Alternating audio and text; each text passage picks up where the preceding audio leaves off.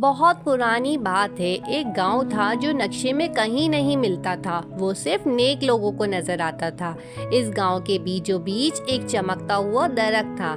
اس کے پتے ستاروں جیسے چمکتے اور ہر ایک پتے پہ ایک سنہری گھڑی بنی ہوتی۔ یہ درخت وقت کو سنبھالتا تھا۔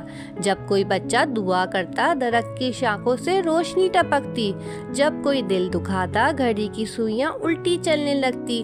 ایک رات ننھی عائشہ نے خواب میں دیکھا، اگر وقت ٹوٹ گیا تو بچپن بھی کھو جائے گا۔ وہ ڈر گئی۔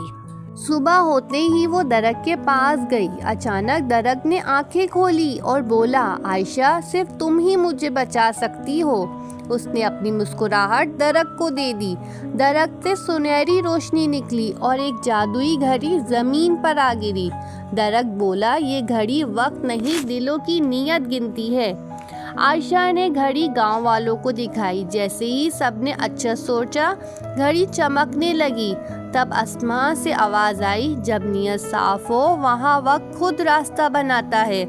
درخت آہستہ آہستہ آسمان میں بدل گیا اور گاؤں ستاروں کے درمیان بس گیا۔